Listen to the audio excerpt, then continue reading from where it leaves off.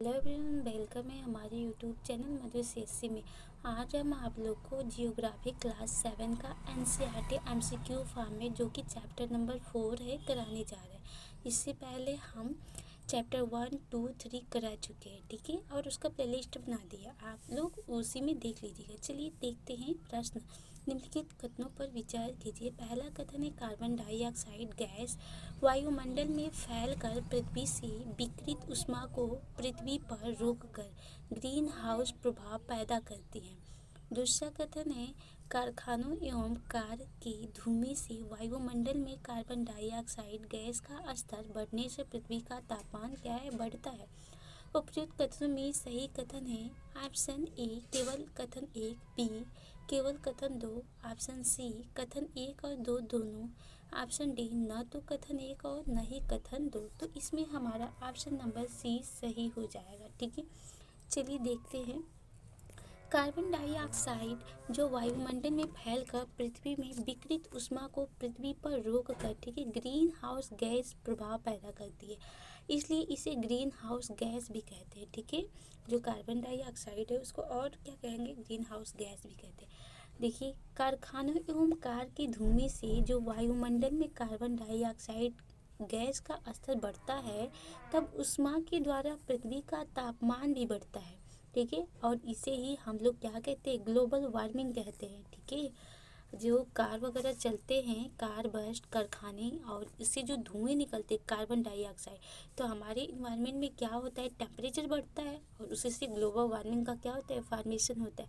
चलिए अगला क्वेश्चन देखते हैं। वायुमंडल के संदर्भ में निम्नलिखित कथनों पर विचार कीजिए। पहला कथन है वायुमंडल सूर्य की किरणों के हानिकारक प्रभाव से पृथ्वी के जीव जंतुओं की रक्षा करता है, ठीक है। दूसरा कथन है वायुमंडल के अभाव के कारण पृथ्वी पर जीवन संभव नहीं है। कथन तीसरा है यदि पृथ्वी पर वायुमंडल की अनुपस्थिति हो तो दिन का तापमान बहुत कम और रात का तापमान बहुत अधिक होगा। इसमें पूछा है कितनी कथन सत्य हैं। चलिए देखते हैं। ऑप्शन ए है केवल कथन 1, ऑप्शन बी केवल कथन 2, ऑप्शन सी सभी तीनों कथन, ऑप्शन डी सभी तीनों कथन असत्य। तो इसमें हमारा ऑप्शन नंबर बी सही हो जाएगा।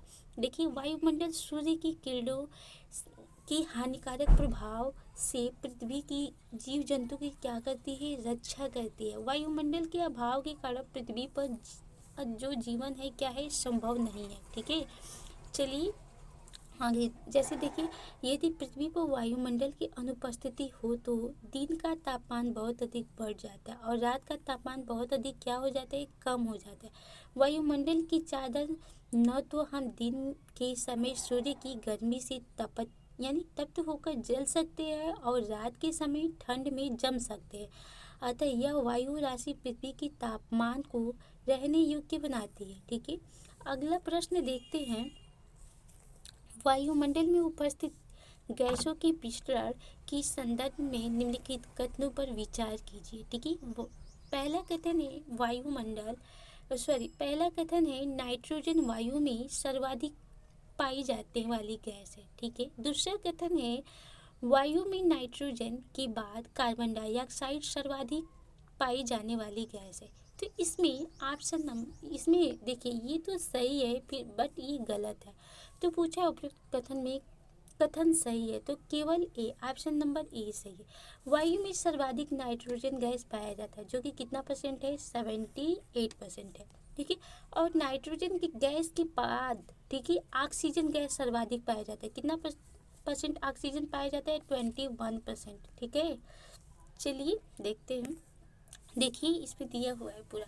देखिए, नाइट्रोजन हमारे वायुमंडल में कितना पाया जाता है, 78%, ऑक्सीजन 21%, कार्बन डाइऑक्साइड 0.03%, आर्गन 0.93% और अन्य सभी गैसें हैं 0.04%, ठीक है।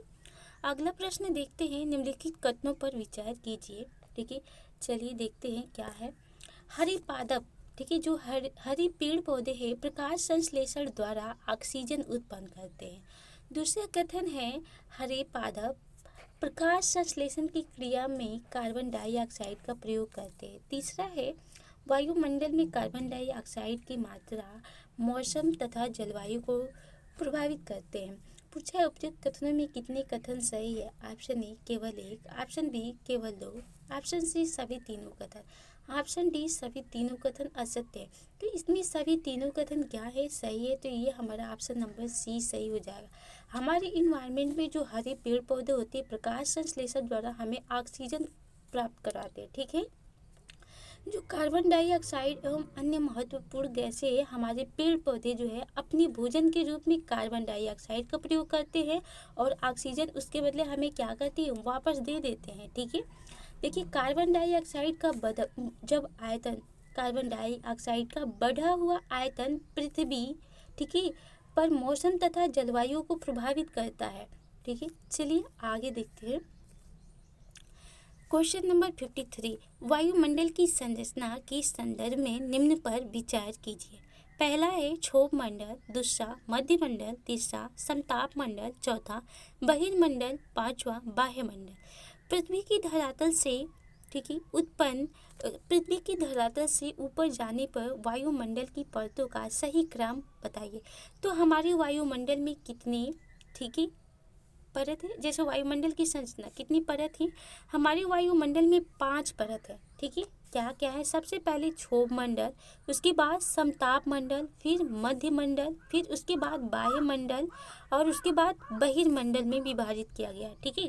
कौन कौन सी? क्षोभ मंडल, दूसरा समताप मंडल, तीसरा मध्य मंडल, चौथा बाह्यमंडल और पांचवा बहिर्मंडल। ठीक है। चलिए अगला क्वेश्चन देखते हैं।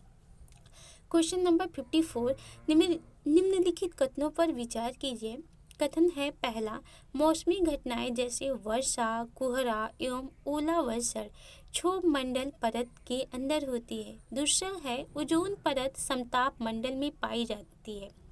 तीसरा है वायुमंडल की सबसे ऊपरी परत बहिर्मंडल है। चौथा है रेडियो संचार के लिए बाह्य वायुमंडल परत उपयोगी है।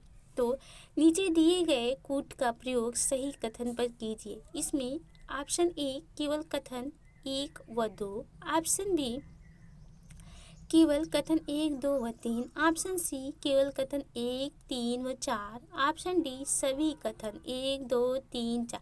तो इसमें हमारा ऑप्शन नंबर डी सही हो जाएगा, यानी तीनों कथन क्या है? सही है। ठीक है। चलिए देखते हैं। जैसे क्षोभ मंडल परत वायुमंडल की सबसे ऊपरी परत होती है। क्या होती है ये? सबसे ऊपरी परत। ठीक है। इसकी ऊंचाई 13 किलोमीटर है क्षोभ मंडल की। हम क्षोभ मंडल में क्या कर सकते हैं? वायु में हम लोग सांस ले सकते हैं। जैसे हम लोग रहते हैं वो क्षोभ मंडल में ही रहते हैं। ठीक है।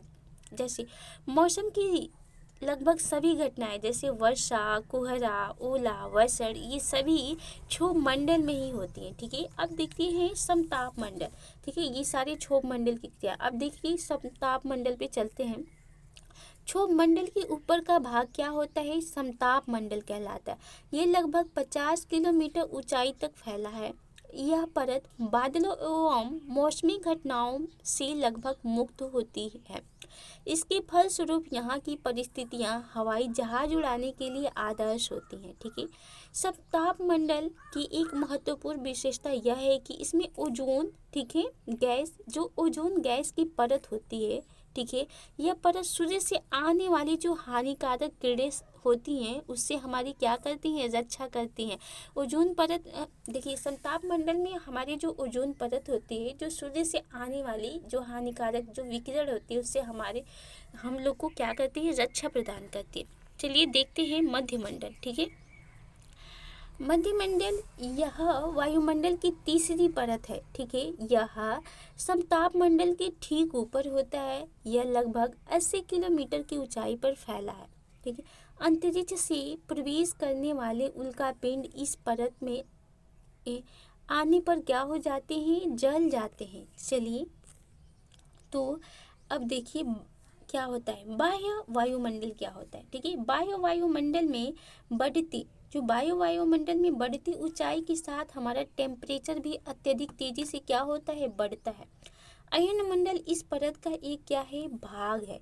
ठीक है। देखिए बाह्यमंडल में जो बाह्य वायुमंडल है जो उसमें यह 80 से 400 किलोमीटर तक फैला है। जो वायुमंडल है 80 से 400 किलोमीटर तक फैला है और जो रेडियो संचार के लिए उपयोग इसी परत में किया जाता है। देखिए अब बहिर्मंडल क्या है, वायुमंडल की सबसे जो ऊपरी परत है उसी को हम लोग क्या कहते हैं, बहिर्मंडल कहते हैं। ठीक है, यह वायुमंडल की पतली परत होती है। हल्की गैसें जैसे हीलियम एवं हाइड्रोजन यहीं से अंतरिक्ष में तैरती रहती हैं। ठीक है, चलिए अगला प्रश्न देखते हैं। निम्नलिखित कथनों पर विचार कीजिए। ठीक है, आतपन यानी आपतन तापमान के वितरण को प्रभावित करने वाला एक महत्वपूर्ण कारक है। दूसरा कथन है सूर्य से आने वाली ऊर्जा जिसे पृथ्वी रोक लेती है सूर्य ताप या आतपन कहलाती है। सूर्य आतपन यानी सूर्य ताप की मात्रा भूमध्य रेखा से ध्रुवों की ओर घटती है। प्रश्न है उपरोक्त कथनों में से कितने कथन सही है। ऑप्शन ए केवल कथन ए, बी केवल कथन 2, ऑप्शन सी सभी तीनों कथन, ऑप्शन डी सभी तीनों कथन क्या है, असत्य हैं। तो ये हमारा ऑप्शन नंबर सी सही हो जाएगा। ठीक है, आतपन एक महत्वपूर्ण कारक है जो तापमान के वितरण को प्रभावित करता है। सूर्य से आने वाली ऊर्जा जिसे पृथ्वी रोक लेती है क्या कहलाती है, आतपन कहलाती है। ठीक है, देखिए आतपन सूर्य ताप के आतपन सूर्य ताप की मात्रा यानी भूमध्य रेखा से ध्रुवों की ओर घटती है, इसलिए तापमान भूमध्य रेखा से ध्रुवों की ओर क्या होता है, घटता है। चलिए हम अगला क्वेश्चन देखते हैं, क्वेश्चन नंबर 56। निम्नलिखित कथनों पर विचार कीजिए। वायुमंडल में ऊपर की ओर जाने पर वायु दाब बढ़ता है। दूसरा है समुद्र स्तर पर वायु दाब न्यूनतम होता है। उपरोक्त कथन में से सही कथन है। ऑप्शन ए केवल कथन 1, ऑप्शन बी केवल कथन 2, ऑप्शन सी कथन 1 व 2 दोनों, ऑप्शन डी न तो कथन 1 और न ही 2। तो इसमें हमारा ऑप्शन नंबर डी सही हो जाएगा। ठीक है, चलिए देखिए वायुमंडल में ऊपर की ओर जाने पर वायु दाब क्या होता है, घटता है। ठीक है, और वायु दाब पृथ्वी की सतह पर वायु की भार द्वारा लगाया गया दाब वायु दाब कहलाता है। ठीक है, चांद पर वायु नहीं है अतः वहाँ वायु दाब भी नहीं है। ठीक है, चलिए अंतरिक्ष यात्री जब चांद पे जाते हैं तो वे विशेष रूप से सुरक्षित हवा से भरी हुई अंतरिक्ष पोशाक पहनते हैं। यदि वे इस अंतरिक्ष पोशाक को न पहने तो अंतरिक्ष यात्रियों की शरीर द्वारा विपरीत जो फोर्स है, बल लगने के कारण उनकी जो रक्त शिराएं हैं फट सकती हैं, जिससे अंतरिक्ष यात्री क्या होता है, रक्तस्रावित हो सकता है। ठीक है, चलिए अगला क्वेश्चन देखते हैं। निम्नलिखित में से असुमेलित को छाटिए। ठीक है, चलिए पहला है व्यापारिक पश्चिमी एवं पूर्वी पवनें अस्थायी पवनें हैं। ऑप्शन बी है पवनें जो विभिन्न ऋतुओं में अपनी दिशा बदलती रहती हैं, क्या होंगी, मौसमी पवनें। सी है वे पवनें जो किसी छोटे क्षेत्र में वर्ष या दिन में किसी विशेष समय में चलती हैं, स्थानीय पवनें। ठंडी एवं आर्द्र स्थानीय पवन लू। देखिए इसमें ऑप्शन नंबर डी हमारा असुमेलित है। ठीक है, और बाकी सब सुमेलित है। भारत के उत्तरी क्षेत्र में गर्म एवं शुष्क स्थानीय पवन को लू कहते हैं। ठीक है, ठंडे और आर्द्र को नहीं, शुष्क एवं। ठीक है, चलिए प्रश्न संख्या 58 देखते हैं। निम्नलिखित कथनों पर विचार कीजिए।